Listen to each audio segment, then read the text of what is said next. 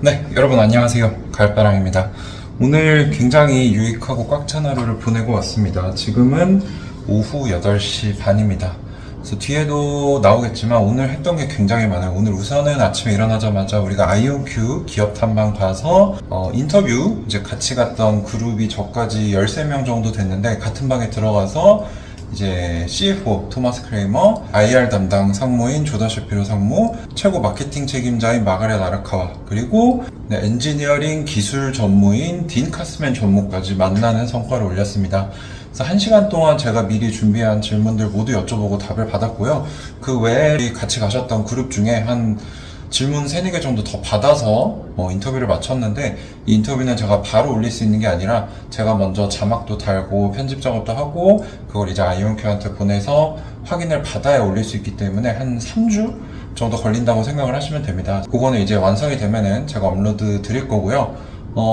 최근에 아이온큐 주가가 굉장히 좋았어요. 또 오늘도 이제 저는 미국에 있으니까 아침부터 장이 열렸는데 어마어마했습니다. 제가 아이온큐 공장 들어서는 순간 10% 넘게 상승을 했더라고요. 그래서 오늘 11%가 오르면서 14불 중후반까지 올라가서 마감이 됐는데, 이제 같이 아이온큐 탐방하셨던 분들 뿐만 아니라 모든 유튜브 구독자분들, 아이온큐 투자자분들이 굉장히 행복해 하셔서 저도 정말 보람차고 기쁜 하루였는데요. 오늘 보면은 러셀 지수가 1.6%나 빠졌어요. 그럼에도 불구하고 아이온큐뿐만 아니라 리게티, 디웨이브 같은 양자 주식들이 다 어마어마하게 올랐고, 오늘뿐만 아니라 최근 이런 흐름들이 계속되고 있죠. 그 이유는 제가 여기 영상에서도 말씀을 드릴 거지만 지금 AI가 굉장히 주목을 받으면서 엔비디아뿐만 아니라 반도체 주식들이 1년 넘게 강세를 보였는데, 이게 진짜 수익이 되냐? 여기에 물음표가 찍힌 거죠.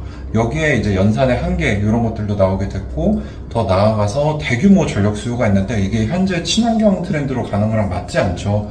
그래서 이 부분에 대해서 양자 컴퓨팅이 이것의 해결 열쇠가 될 수도 있다라는 점에 이제 미디어가 주목을 하고 이제 서양인 투자자들도 주목을 하게 되면서 지금 양자 주식들이 어떻게 보면 AI가 아닌 AI를 개선할 수 있는 이런 테마로 묶이면서 작년에 아이온큐가 5불에서 20불 갔던 것 같이 지금 6불에서 14불, 15불까지 올라온 상태입니다. 그래서 지금 이런 흐름을 타고 올라가고 있는데, 이게 단기적인 과열일 수도 있고, 또는 여기서 이제 매출이 탄탄하게 받쳐주면은 우상향 하겠지만, 이게 리스크가 굉장히 큰 주식이기 때문에 항상 여러분들 리스크 관리 하셔야 된다는 거 제가 말씀을 드리고요. 그래서 오늘 아이온큐 주가가 오른 직접적인 원인이 하나 더 있었어요. 그 이유는 CNBC라는 미국의 주요 언론에 에이미 라스킹이라는 이 한 금융기관 펀드의 최고 투자 책임자가 나왔는데, 이 사람이 어떤 얘기를 했냐면 아이온큐를 샀다라고 공개를 하면서 이거 어떻게 보면 간접적인 매수 추천을 한 거죠. 그래서 이 사람이 지금 최고 투자 책임자로 있는 회사가 있는데 쉘비 체이스 트러스트라는 곳인데 메릴랜드주에 본사를 둔 투자관리 회사입니다. 그래서 고액자산가 가족 기관들을 위한 맞춤형 투자 전략을 제공하고 있고요. 전 세계 주요 트렌드들을 분석하는 테마 투자에 중점을 두고 있다고 해요. 그래서 지금 양자 컴퓨터 테마가 왔다라고 보고 있다는 거죠. 그래서 테마 투자 전략 전문가로 전 세계 트렌드를 분석해서 장기 투자 기회를 찾는 것으로 유명한 사람인데, 뭐라고 했냐? 우리는 아주 일찍 엔비디아에 있었고 매수를 했었고 CPU에서 GPU로 패러다임이 바뀌는 것을 기다리고 있었다. 근데 이제 우리는 차세대 컴퓨팅이 양자 컴퓨팅이 될 것이라고 생각합니다.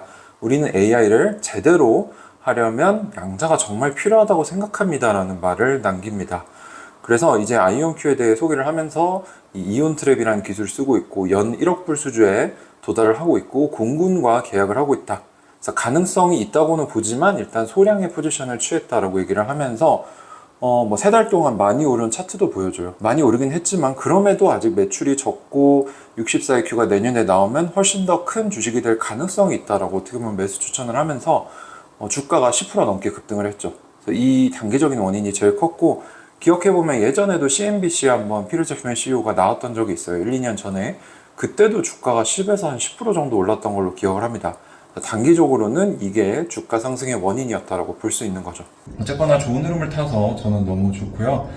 가을바람에 미국에 가면 주가가 오른다 이런 얘기를 하셨는데, 그 징크스가 작년에 이어서 올해에도 통하게 됐습니다. 오늘 영상을 보여드릴 순서는 제가 아이온큐 갔던 거, 그리고 그 후에는 제가 테슬라 FSD 이제 같이 계셨던 그룹 멤버분이 태워주셔서 같이 경험을 해봤고, 그걸 하면서 이제 AI 전문가, 또 양자 전문가분들이 같이 시애틀 현지에서 오셔서 저희 그룹에 포함돼서 인터뷰에 들어가셨는데, 그분들한테 제가 AI나 양자 컴퓨팅에 대해 여쭤보고 얻은 통찰도 말씀을 드리고요. 이제 아마존 본사, 그리고 마이크로소프트 본사까지 정말 꽉 찬 하루를 보냈는데, 어떤 하루를 보냈는지 같이 한번 보시죠. 자, 오늘 7시 반에 외출을 했고요. 아이온큐 주변에 좀 일찍 도착해서 주변에 이 지역 교회 안에 있는 커피숍에서 간단하게 멤버들과 커피를 마셨습니다. 그래서 아이온큐 건물에 같이 이렇게 가서 체크인을 했고요. 굉장히 친절하게 맞아주시더라고요.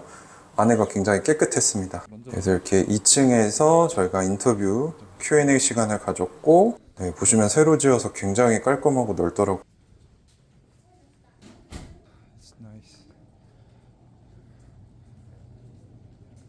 저기서 이제 임원들과 인사를 나눴습니다. 자, CF 토마스 크레이머. It's great to be here. Oh, you got a new glasses. I didn't get new glasses. Oh, He got a haircut. 자, 그리고 조던 셰피로 IR 상무, 딘 카스맨 전무, 최고 마케팅 담당자 마가렛 아라카와 이렇게 네 분과 인터뷰를 했습니다. 그래서 이 인터뷰 내용은 제가 간단하게 녹화한 것만 보여드리고, 실제 인터뷰는 아까 말씀드렸다시피 제가 편집하고 검수 받고 해서 한 3주에서 한 달 정도 걸릴 수 있습니다. 잘 마무리하고 이렇게 빠이빠이 했고, see you guys.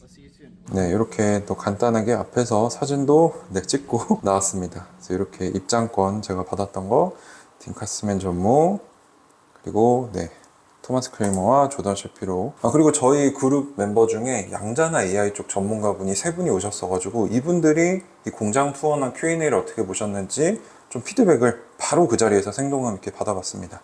대학교 때 한 10년, 12년 전쯤에 이제 저는 반도체 퀀텀 닷 기반의 큐빗 연구를 하면서, 그때부터도 이미 아이온 트랩, 그다음에 뉴트럴 아이온, 그다음에 반도체 슈퍼컨덕터 이런 애들 중에 어떤 것이 승리할까, 이런 그 캐주얼한 디베이트가 많았습니다. 근데 그때만 해도 아이온 베이스는 퀄리티는 이제 자연 상태의 큐빗을 이용하니까 굉장히 좋고 룸템퍼처 변할 수 있지만, 방만한 옵티컬 테이블에다가 복잡한 그 시스템을 해야만 할 수 있기 때문에 스케일링이 어렵고 이걸 결국 상용하기 힘들 거다. 반면에 반도체나 슈퍼컨덕터는 반도체 그 직접 기술을 이용하기 때문에 조금 노이즈하고 큐빗의 퀄리티는 떨어지지만 결국 나중에는 커머셜리 이쪽에 갈 거다라는 게 좀 되는데, 지금 이렇게 아까 그 서버 렉 같은 거에다가 옵티컬 컴포넌트를 덴스하게 넣어서 이렇게 매니팩처러블 하게 옵틱스를 구현한 점, 그리고 그 진공 챔버를 이만한 사이즈로 해서 한 점, 그러니까 그 방만한 옵틱스를 지금 거의 서버 렉 수준으로 하고 있는 그 점이 저한테는 굉장히 이제 임프레시브 같고, 그 다음에 좀 이제 걱정스러운 부분이랄까요? 좀 챌린지라고 느껴진 부분은 이제 포토닉 인터커넥 부분인데, 이 부분이 사실 이제 논문 같은 데서도 많이 나오고 해서 프루프 오브 컨셉은 돼 있지만, 스케일링을 하면 할수록 그 더해지는 챌린지가 아마 order of magnitude difficult 해질 것 같거든요. 그걸 결국 이제 어떤 오퍼레이션에서 어떤 그 유스 케이스 애플리케이션을 하려면 한두 개를 그렇게 커플링하고 뭐 연결했다 이걸로는 안 될 거라고. 근데 제가 질문했을 때 그 사람도 얘기했지만, 어떻게 내가 원하는 타임에 포튼에다 커플을 시켜서 디코일 하기 전에 어떤 아프레이션 해갖고 클래식을 할 것인가, 그거를 정말 그런 하이 스케일링 된 수준에서, 그거는 저는 아직 좀 풀어야 될 숙제 같고, AI라든가 그 다음에 여러 가지 도와야 되는 기술들, 그 다음에 소프트웨어적인 컨트롤, 이런 것들이 아마 그래서 저는 AI가 이 부분을 헬프해서 좀 업리프트 할 수도 있지 않나, 그런 생각이 들고, 그 경쟁 차원에서는 지금 당장은 아이온 큐빗이 워낙 그 큐빗의 퀄리티 자체가 너무 좋기 때문에 디코일을 거의 안 합니다. 그러니까 내가 가만히 있는 상태에서 내가 막 여러 가지를 할 수 있죠. 근데 슈퍼컨덕터나 반도체 같은 경우는 빨리 큐빗 상태가 무너져 버리기 때문에 그 짧은 시간 내에 뭔가를 컨트롤해서 막 계산을 하려면은 계속 이거를 리제너레이트 시켜주고 해야 되는데, 그 노력이 만만치 않은 것 같지만 또 모르죠. 그거는 정말 모르는 것 같고요. 아직도 뭐 위너가 어느 쪽이다 말하기는 이른 시점인데, 이 아이온 베이스의 그 큐빗이 가지고 있었던 그 단점, 너무너무 이게 방대한 옵틱스를 요구하는 그런 부분들이 굉장히 좀 매니팩처러블하게 가고 있는 점이 굉장히 저는 임프레션이었어요. 오늘 투어를 5점 만점을 주신다면은 투어 자체는 저는 5점을 주고 싶고요. 저는 일단 뭐 이런 걸 본 것 자체가 아니니까 뭐 근데 우리 투자 차원에서 보면 아까 그래서 테크니션이 몇 명인지 물어봤는데 안 가르쳐 주고 테크니션을 물어본 이유는 엔지니어 수랑 관계없이 테크니션 수를 알아야 실제로 몇 대를 만들고 있는지 알 수 있어요. 그런 거는 테크니션이 하는 자리고. 왜냐하면 코스트 면에서 엔지니어들이 그걸 다 아직도 거의 뭐 커스텀 빌딩 때문에 그쵸, 자동화 그쵸. 이런 게 없잖아요. 네네. 사람 손으로 해야 되는데 그건 테크니션을 써야 돼서 엔지니어들은 할 수 없거든요. 그 테크니션을 많이 고용한다는 말은 지금 만들 게 많아서 어셈블 한다는 뜻인데 안 가르쳐 주더라고요. 네, 근데 제가 돌아다니면서 산을 봤으니 아직 그렇게 많은 것 같지는 않고요. 근데 아까 6개월에서 1년 내에 한 대 만든다고 그러니까 아까 쿼터에 하나씩 만든다고 했어요. 뭐 수요가 아직까지 그렇게 많긴 하겠습니까? 그래도 생각하셨던 것보다 훨씬 더 진보돼 있는 것 같다라는 말씀이신 옵틱스 거죠. 부분에 옵틱스를 광학적인 부분, 광학적인 부분 그 부분이 아이온 트랩 베이스의 큐빗은 가장 단점인데 그래서 그 제가 피터 챕맨 CEO가 연설을 했던 부분에서 매니팩처링을 하기 위해서는 이제 또 다른 챌린지가 필요하다 그런 말씀을 하시면서 네네. 어떻게 기존의 데이터 센터 스탠다드된 그런 렉 같은 데도 집어넣을 거지 그런 말씀을 하신 걸 보고 오늘 그 렉에다가 옵틱스 다 집어넣고 맞습니다. 이걸 보고 하는 거구나 근데 뭐. 아직 갈 길이 멀다. 그렇지만 그래서 이런 건 있습니다. 테크니컬한 거를 아는 사람이 오히려 부정적이에요. 맞습니다. 그래서 오히려 투자를 하실 때는 아까 영업적인 부분이나 뭐 M&A나 경쟁 이런 걸 많이 물어보시죠. 그런 쪽으로 차라리 접근해서 더 잘하고 있는지 보는 게 테크니컬 부분을 보는 것도 이 기술은 어느 쪽을 들여다보면 테크니컬 챌린지가 너무 크기 때문에 그쵸. 어떤 기술이든 아마 안 될 것 같다라는 생각을 슈퍼컨덕터 하는 사람 슈퍼컨덕터 하는 사람대로 안 될 것 같아. 이거 하는 사람 그래서 아까 그 대학원 친구 정한한테 그 친구도 저랑 같이 반도체 기반을 하다가 마이크로소프트 퀀텀 하다가 일로 왔잖아요. 그쵸. 따로 컴퓨터 하자 그래갖고. 왜냐하면은 어떤 마음 먹고 왔는지. 그렇죠. 이 사람들 앞에서 하면 excited 했다. 모르죠. 본심은. 자기가 마이크로소프트라는 만약에 퀀텀 프로젝트가 날아가도 안전한. 안전에서 일로 왔다는 건 대단한 모험이라고 생각해요. 특히 가족이 있으면 그렇게 그쵸. 움직이기가 쉽지 않습니다. 그런데도 저런 친구가 움직였다는 게 뭘 보고 움직였나? 나는 이제 그게 좀 궁금한 거예요. 조만간 이쪽으로 이직하시는 거 아닌가, 박사님? 오늘 설마 뭐 스탁 매치 해주면 제가 또 연락 드리겠습니다. 또. 수가 집사는 거 아닐까? 너무 좋습니다. 감사합니다. 저는 주로 오늘 제일 큰 성과는 그 기술 담당자 딘하고 일단 말을 섞었다는 거. 그렇죠. 그래서 저는 AI 쪽에 관심이 많은데 그 예상했던 질문과 그 답변이었긴 했었어요. 양자 컴퓨터를 개발하는 데 있어서 AI의 기술이 도움이 되고 또 양자 컴퓨터가 AI의 발전을 더 도움을 줄 수 있다는 그런 대화를 한 게 가장 좋았고요. 그래서 저도 AI 쪽으로 지금 스터디를 하고 있는데 여러분 전문가분들과 같이 스터디를 하고 있는데 이 기회를 발판 삼아서 좀 더 좀 협업을 할 수 있는 그런 기회가 됐으면 좋겠다. 앞으로도 한번 더 딘이랑 컨택을 해가지고 같이 다른 전문가들과 얘기할 수 있는 시간을 좀 가지면 좋겠다 이런 생각을 했어요. 꼭 해주시기 바랍니다. 네, 감사합니다. 그리고 이 AI 쪽이시니까 소프트웨어나 알고리즘 쪽으로 접근하실 것 같은데 그런 측면에서 아이온큐를 보시기에는 오늘 본 것도 포함하고 이쪽은 많이 해보지는 않아서 확실히는 뭐 잘 모르겠어요. 얘기할 만한 정도는 없고 그냥 양자 쪽을 처음 접근하는 거가 어렵잖아요. 그 어려운 거를 대신 스터디 해주는 게 AI의 강점이거든요. 지금은 그쪽으로 좀 연구를 하고 있어요. 양자 분야에 대해서 연구를 하는 그거를 AI를 통해서 해서 도움을 주는 받는 하드웨어 쪽은 최소한 네이티브 피델리티를 낮추고 이쪽은 그거를 최적화를 해서 그다음 큐빗을 좀 적게 쓰면서 효율적으로 쓸 수 있는 그 어디에 적정 트레이드 오프가 있는 제 얘기 말이 되나요? 맞습니다. 하드웨어 쪽은 피델리티를 높이는 게 중요하고 여러 가지 컨트롤이나 아까 그 사례 말했지만은 소프트웨어 스택에서 디시전 메이킹을 엄청나게 할 거라고. 그런 부분에서 AI가 훨씬 효율적이고 빠르게 그리고 사람이 좀 하기 힘든 그런 알고리즘 같은 거를 해서 브레이크트루를 만들어줄 수 있지 않을까. 저는 퀀텀이랑 AI가 같이 가는 걸로. 그렇지. 좀 생각합니다. 어느 쪽이 한쪽을 도민이라서 없애고 이러지 않을 거라고 생각합니다.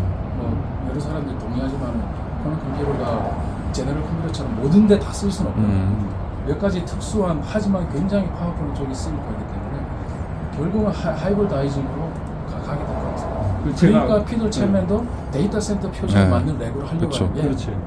그런 AI 클래스 붙이려고. 하이브리드 같이 가야 되니까. 제가 궁금한 게요. 지금 제가 아는 상식으로는 현재 클래시컬 컴퓨터의 에러율이 10의 마이너스 12승으로 제가 알고 있는데 맞는지 틀린지 모르겠고요. 근데 어쨌든 지금 현재는 최근에는 99.9%까지는 10의 마이너스 3승까지는.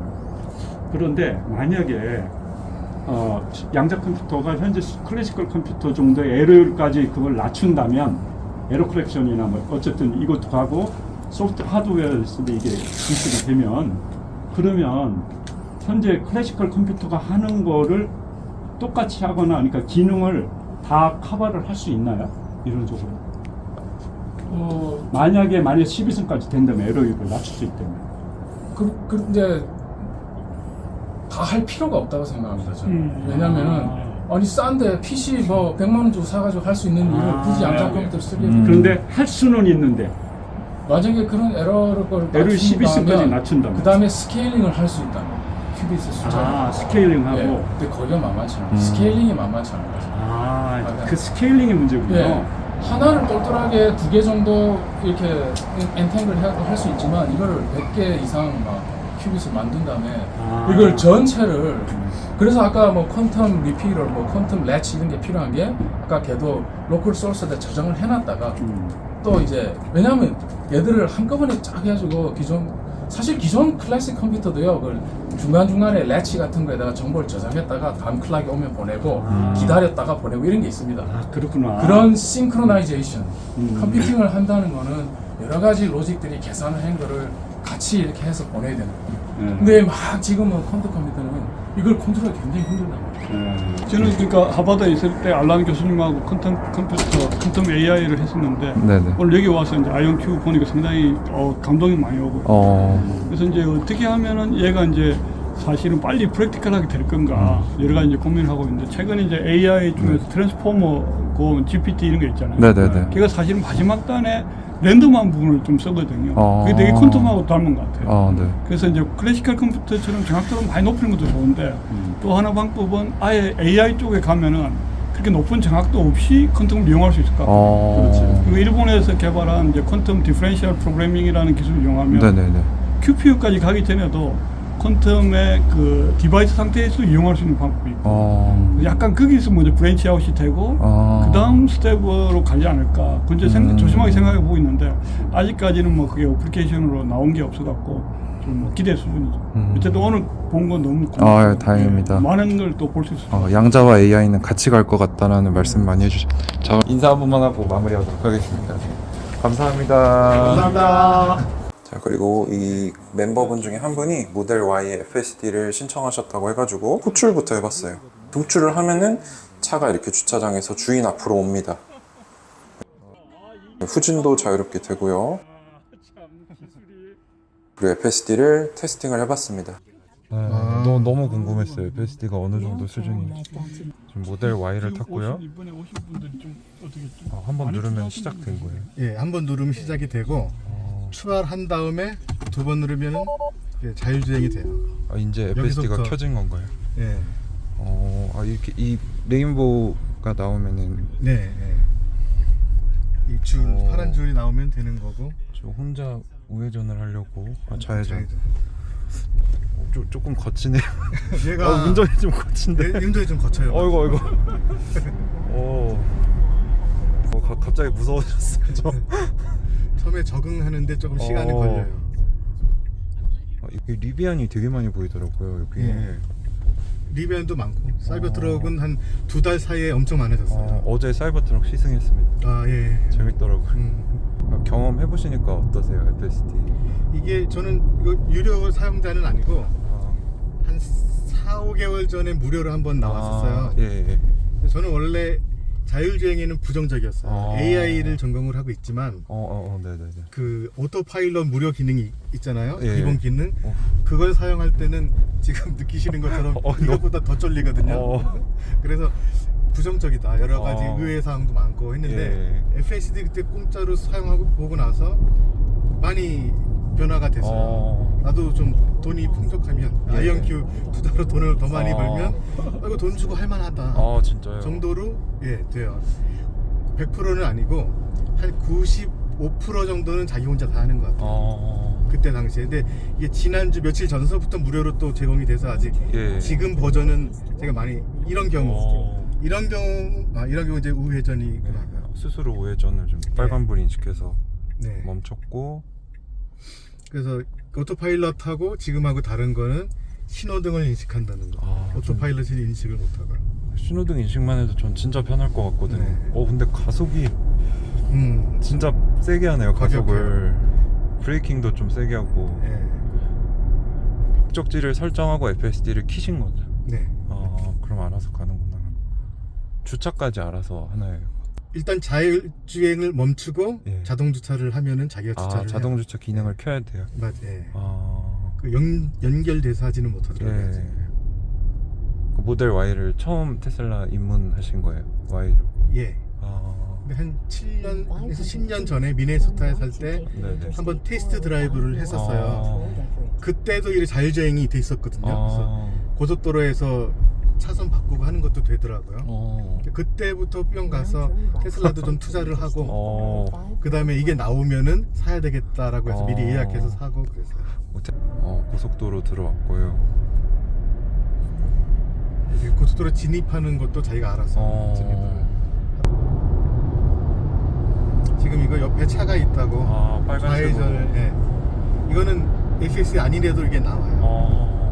여기 또 장난감 갖다 놓으셨네. 그것도 모델 Y예요. FSD를 10점 만점으로 평가하신다면 얼마 정도로 주시겠어요? 아직까지는 7점에서 8점 사이를 주고 싶어요. 단점이 혹시 어떤 게 있을까요? 단점은 이런 고속도로에서 어떤 예기치 않은 상황이 왔을 때 갑자기 거의 스톱하다시피 속도를 줄여요. 굉장히 위험하거든요. 그래서 그럴 때를 대비해서 항상 주의를 해요. 그래서 그때는 수동으로 바꿔서 하고 또 어떤 경우에는 우회전 온리 차선을 그냥 들어서서 직진을 하려고 하는 때가 있었어요. 지금 버전에서는 어떤지 모르는데 6개월 버전에서는 그런 게 좀 있었어요. 근데 AI를 지금 하고 계시잖아요. 테슬라를 어떻게 좀 보세요? AI로요? 네, 그런 측면. 테슬라가 AI 회사다 이렇게 가고 있는데 어떻게 생각하시는지. AI 회사이죠. 초창기부터 저는 자동차로 이 사람들이 돈 벌어먹겠다는 생각보다는 다른 더 진보된 기술로 돈을 벌겠다는 생각이 더 클 거다라고 생각을 했어요. 그 옵티머스는 어떻게 보세요 혹시? 옵티머스는 자동차보다 더 밝다? 진짜요? 더 큰 포텐셜이 있다고 보시는 건가요? 이것만... 자동차는 한 가정당 하나 아니면 2개인데 옵티머스는 잘하면 한 사람당 하나가 되지 않을까? 진짜 그 아이로봇에 나오는 영화처럼. 그래서 저의 그냥 공상하는 바는 태어날 때 옵티머스를 하나를 주는 거예요. 1대1로 같이 자라면서 같이 배우는 거예요. 그것도 괜찮네요. 같이 배워서 20살 정도까지 지식을 쌓으면 복사가 가능하잖아요. 내가 마이크로소프트, 구글, 페이스북 여러 회사에 취직할 수가 있는 거예요. 여러 회사에 취직한다는 게 어떤 의미죠? 나랑 똑같이 보고 배우고 교육받은 AI가 있으니까 그걸 복사해가지고 그러니까 저의 분신이 되는 그렇죠. 건가요? 나는 놀고 옵티머스 애들 몇 개 사가지고 복사시켜서 일시키면은 되지 않을까. 그러면 그런 빅테크들이 굳이 채용을 안 하지 않을까요? 그럴 수도 얘네가 있어요. 옵티머스를 그냥 맞아요. 불리고 인간들은 그게 미래학자들이 보는 게 이 피라미드에서 인간 90%는 내려앉을 거고 자본가나 인플루언서 이런 사람들만 위로 올라갈 거다. 맞아요. 거기서 최고의 기술을 가진 것만 학습을 시킨 AI를 그들은 쓰겠죠. 그게 무섭네요. 진짜. 그래서 더 나아가면 저 제 개인적인 생각은 그래요. 돈 버는 건 AI가 하고 네네. 지금의 자본주의 사회에서 너무 인간성이 메말라지는 쪽으로 가고 있는 게 안타깝다. 아. 근데 미래에는 AI가 돈을 벌고 네네. 인간을 인간답게 해주는데 노력하는 사람한테 뭔가 보상이 가야 되지 않느냐. 조금 다른 방식으로. 기본소득이란 것도 있지만 그건 모두에게 예. 공평하게 나눠주는 거고 네. 평가의 기준이 효율성을 높여서 돈을 더 많이 벌게 해주는 사람한테 뭔가 주는 것이 아니라 예. 우리나라의 홍익인간 정신을 살려서 다른 사람이 이렇게 하는 사람들한테 베네핏이 가게끔 하는 그런 사회가 되면 더 좋지 않을까. 되게 멋진 이상이네. 저는 그런 공상을. 근데 인간이 이기적이라서 실현되기는 쉽진 않겠네요. 네. 그래서 근데 진짜 요즘 너무 무서운 것 같아요. 이 AI 발전을 보면은 이거 경고 지금 한번 먹으신 거죠? 네, 이거 손 대고 네. 있어야 되고 아니면 전방을 주시해야 되는데 주시를 안 해서 이거 3번인가 하면 FSD 없어지는 걸로 알고 있는데. 그럴 거예요. 네. 이거는 지금 경고고 경고가 어느 일정 시간이 지나면은 자동으로 또 풀려요. 맞습니다. 그리고 2달인가 3달인가. 예, 계속 주행하는 동안은 다시는 안 돼요. 섰다가 주차했다가 다시 해야죠. 리셋이 되는구나. 예. 지금 일하시는 회사는 어떤 거를 하는 곳이에요? 제가 일하는 회사는 삼성 쪽 파트너 회사이고 그 삼성 쪽 소프트웨어의 클라우드를 관리하는 회사예요. 사실 한 2년 전에 거의 3년 전에 은퇴하다시피 해서 시골에 들어가서 살다가 AI를 공부하면서 다시 현업에 복귀하고 싶다라는 생각이 들어서. 어떻게 좀 젊으신 것 같은데 실례지만 연세가 어떻게? 70년생. 진짜요? 네. 그래서 AI 스터디를 원격으로 하다가 만난 분이 제임스 박사님이고 제임스 박사님한테 배울 게 많겠다 싶어서 그 회사에 들어갔어요. 제임스 박사님도 비슷하게 일을 해오신 건가요? AI 쪽에서?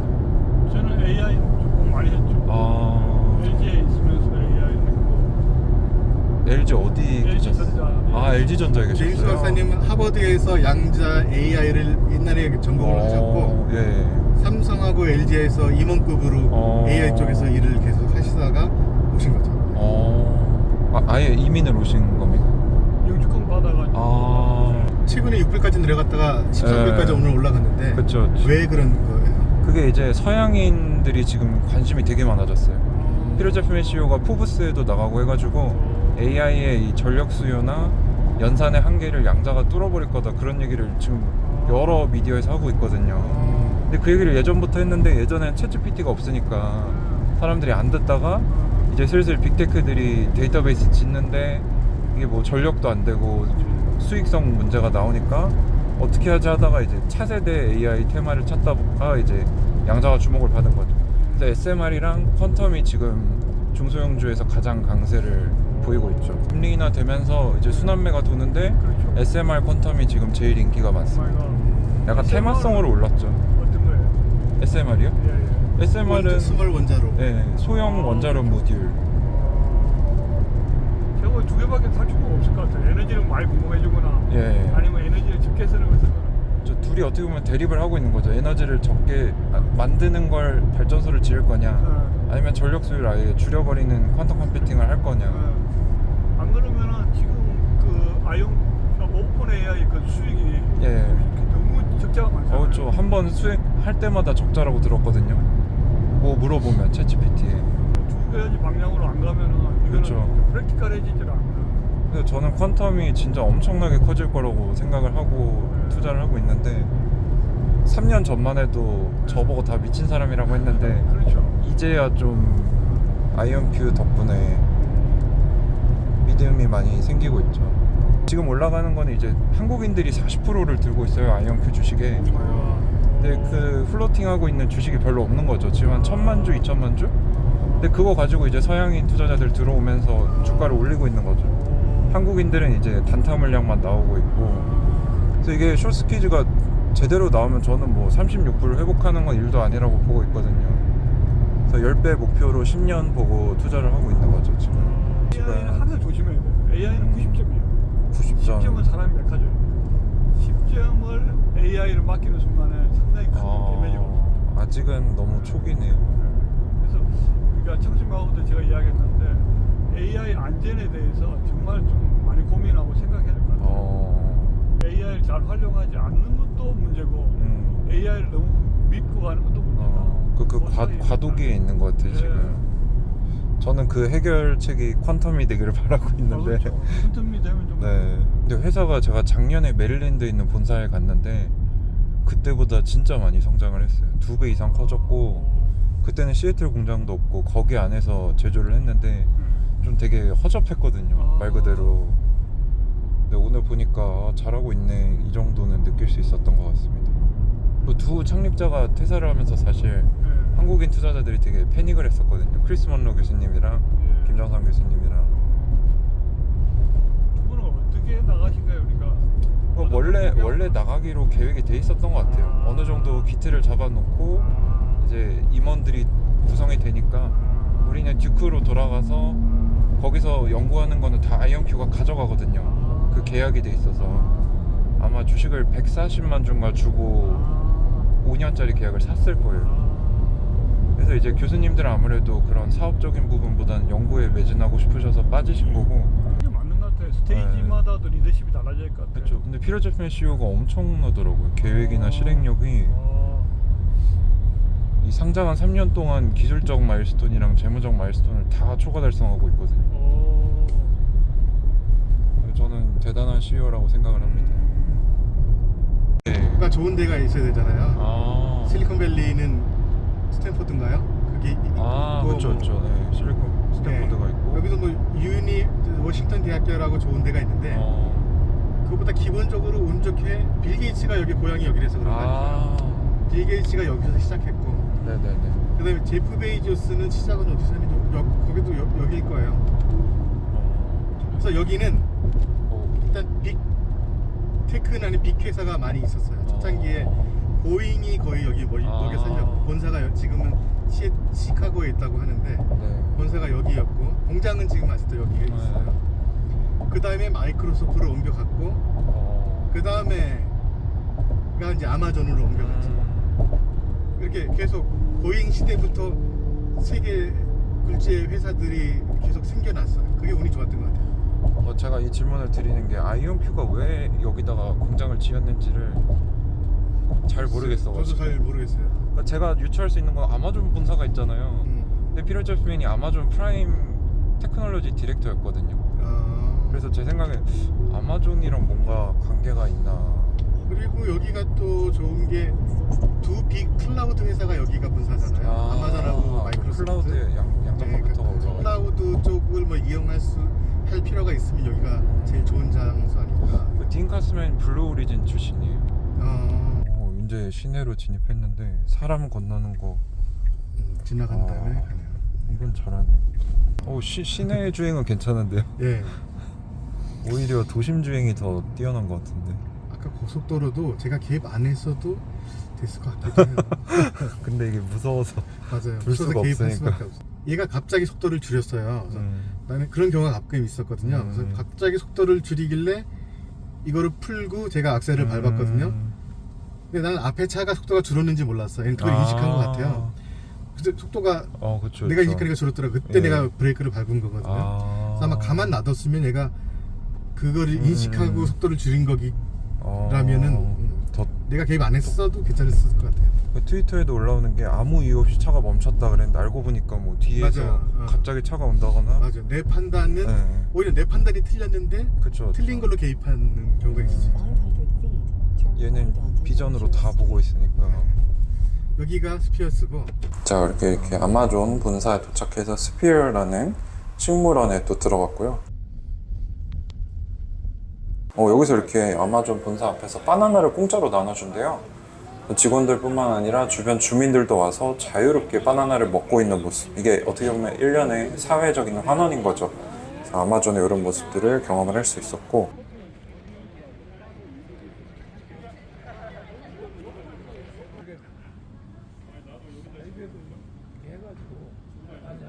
입식물원에 입장을 했죠. 이제 아마존 내부 직원분들이 도와주셔서 입장을 했고 구경을 했습니다.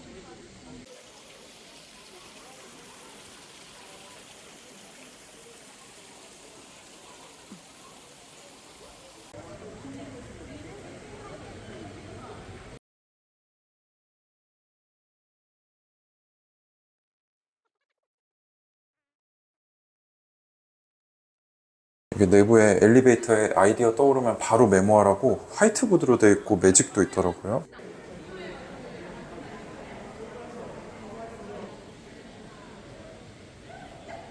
자, 그리고 아마존의 성장을 주도한 킨들, 이 전자책 리더기도 역사적인 이런 모습들을 우리가 봤고, 마이크로소프트 직원분이 또 저희를 도와주셔서 같이 마이크로소프트 안도 탐방을 했습니다. 이렇게 간단하게 기프트샵이 있어서 기념품도 쇼핑을 했고요. 마이크로소프트 창립자들의 초기 명함, 초기 컴퓨터 대박이었던 윈도우 95, 초기 코딩할 때 쓴 펀치 누른 거, 들어서 코딩을 했다. 그리고 주요 임원들, 설립자들 사진, 그리고 이 게이밍 부스도 좀 있어서 보고 왔습니다. 제일 좋아하는 그리고 마지막으로 이제 미국식으로 먹었는데 굉장히 맛있게 먹고 마무리를 했습니다. 자, 그래서 마무리하기 전에 제가 이제 마이크로소프트 직원 박사님한테 받았던 선물을 이렇게 보여드리기로 약속을 해가지고 선물을 이렇게 또 받았습니다. 마이크로소프트가 적혀 있는 텀블러를 받았고요. 무엇보다 이 시애틀 현지에서 와주신 이 AI와 양자 전문가분들 저희 그룹에 함께 해주시고 또 여러모로 이 본사 탐방 아마존과 마이크로소프트 갈 수 있게 도와주셔서 너무 감사하다는 말씀을 드리고요. 이분들이 봤을 때도 이제 양자가 굉장히 먼 것으로 생각을 했는데 실제로 아이온큐 탐방을 해보니까 광학장치들이 굉장히 복잡하고 늘어져 있었는데 이게 이제 연구실 수준으로 컸는데 이거를 이 서버에 들어가는 렉에 컴팩트하게 들어가 있는 모습을 보고 굉장히 놀라하셨고요. 물론 포토닉 인터커넥트 같은 이 큐비트를 늘리는 확장 기술 구현하는 것도 쉽지 않고 이 여러 개의 칩을 연결했을 때 뭐 속도 문제나 얽힘 문제 이런 것들이 실제 현업에 있는 양자 기술자들이 보면 불가능하다라고 할 정도로 어렵지만 아이온큐가 초기부터 없던 거를 만들어내는 회사고 또 그런 것들을 하는 회사이기 때문에 앞으로도 잘할 수 있을까? 100% 알 수 없지만 과거 3년 동안 잘해왔기 때문에 앞으로도 잘할 수 있지 않을까? 또 꾸준히 모니터링 하면서 잘하나 잘못하나 구경을 해야 되지만 저의 이제 임원들과의 인터뷰 그리고 이 공장 투어 총평을 얘기를 드리면 작년에 메릴랜드 갔을 때는 회사가 되게 작았어요. 한 200명도 되지 않았으니까 그 양자 컴퓨터 만드는 시설도 굉장히 작고 좀 부족해 보였는데 이번에는 공장 들어가서 진짜 양자 컴퓨터 만들고 있는 것도 보여줬고요. 포토닉 인터커넥트 연결하는 R&D 하는 것도 보여줬는데 굉장히 디테일하고 여러 사람들이 모여서 작업을 하는 걸 봤는데 아직까지는 대량 생산이 아니고요. 지금 이 연구실에서 연구원들이 모여서 도구들을 가지고 커스터마이징하고 조립하고 조정하고 이 정도 수준입니다. 그래서 지금 분기에 하나 정도씩 생산을 한다고 하는데 지금 이미 한 대는 퀀텀 바젤에 팔렸죠. 이 35AQ 포르테 엔터프라이즈가. 근데 한 대를 더 만들고 있더라고요. 그래서 이거 누구한테 판 거냐라고 했더니 아직 발표 안 한 거라서 얘기해 줄 수 없다라고 했는데 일단 한 대는 팔렸다는 거죠. 그래서 굉장히 좋은 힌트를 얻을 수 있었고 물론 아직 양자 컴퓨터가 진짜 상용화되고 대량 생산되려면 갈 길이 멀지만 실제로 아이온큐를 들어가 보고 팩토리 투어를 해봤을 때는 생각보다 훨씬 더 진전이 돼 있었더라. 이 정도로 정리를 할 수 있을 것 같습니다. 공장 투어 하면서 그 아이온큐 시애틀 안에 있는 데이터 센터도 가봤는데 거기에 이제 35AQ 포르테 엔터프라이즈를 설치를 하고 있었고 옆에는 이제 64AQ 모조품이 있더라고요. 그래서 그 두 대를 설치해서 고객들이 쓸 수 있게 제공을 할 예정이라고 하고 작년 같은 경우는 제가 실제로 작동하는 양자 컴퓨터를 이제 메인테넌스 때문에 이번에는 실제로 곧 배치해서 쓸 거 그 양자 컴퓨터 제작하는 조립 라인에서 들어가서 만드는 것도 봤고 포토닉 인터커넥트를 어떻게 구현하고 어떤 장치들이 있는지도 봤기 때문에 좀 더 실체를 깊게 볼 수 있었고 무엇보다 이 시애틀 공장이 굉장히 큰데 3개층을 다 쓴다고 하더라고요. 지금 좀 정확하게 모르지만 100명 좀 넘게 근무를 하고 있다고 하는데 회사가 1년 만에 정말 많이 성장했다는 걸 볼 수 있었습니다. 어쨌거나 저도 기술적인 디테일한 부분까지는 모르지만 회사가 잘 성장하고 있고 이 큰 흐름 AI가 연산의 한계에 부딪혔고 수익화 문제가 있고 대규모 전력 수요 때문에 좀 우려가 많죠. 그래서 이 커졌던 거품이 어떻게 될지 모르는데 그거의 해결책 중 하나가 양자 컴퓨터로 떠오르면서 이 시대적인 흐름이나 이 회사도 올해 1년 1억 불 수주 그리고 이 실제 양자 상용화 사례를 3분기 실적 발표 때 내면서 변곡점에 들어갔습니다. 그래서 큰 거 그리고 개별 기업적으로도 변곡점을 맞았기 때문에 아마 제가 얼마 전에 제 올해 아이온큐 목표 주가를 15불에서 20불로 본다라고 말씀을 드렸는데 이게 원래 10불이었죠. 그래서 15에서 20으로 올렸는데 이제는 20으로 올려도 될 것 같습니다. 물론 제 얘기는 제 추측이니까 100% 맞아 떨어지진 않을 수 있지만 저 개인적으로는 올해 안에 한 20불 안으로 특별한 문제 없으면 마무리될 수 있겠구나 라고 생각을 하고 있는데 저희가 부진했을 때도 기다렸고 높았을 때도 기다렸고 어쨌거나 우리의 목표는 장기적으로 5년, 10년 뒤에 매도하는 게 목표이기 때문에 회사가 꾸준히 잘 성장하고 있는지 체크하는 것이고 그거를 저는 시애틀에 와서 확인했기 때문에 굉장히 흡족했고요. 같이 오셨던 그룹분들도 이런 뭐 투어하는 거, 임원들 만나는 거, 마이크로소프트, 아마존 본사 가는 거 굉장히 흡족해 하셨습니다. 그리고 참고로 저희 멤버 중에 한 분은 와서 아이온큐를 보고 더 살지 말지 고민을 한다라고 하셨는데 실제로 1만 주를 공항에서 나오자마자 구매를 하셨더라고요. 그래서 뭐 그분이 생각이 저랑 아마 비슷하셨던 것 같아요. 물론 근데 이거는 저희들 개인들의 생각이기 때문에 틀릴 수도 있어요. 그래서 여러분들 제가 말하는 거 항상 참고하시고 직접 검증해 보시고 스스로 판단하셔야 가장 좋은 답을 내리실 수 있을 것 같습니다. 네, 어쨌거나 오늘도 긴 하루 보냈는데 너무나 흡족하고 유익한 하루였고요. 도와주신 모든 분들께 감사하다는 말씀을 다시 한번 전합니다. 네, 오늘 영상도 여기서 마무리하고요. 내일은 이제 라스베가스에 가서 하루 정도 또 휴식을 취하는데 내일은 좀 더 캐주얼하고 이런 볼거리들, 화려한 볼거리들 많이 담아서 좀 더 멋진 브이로그 영상으로 찾아뵙도록 하겠습니다. 네, 감사합니다. 여러분, 가을바람이었습니다.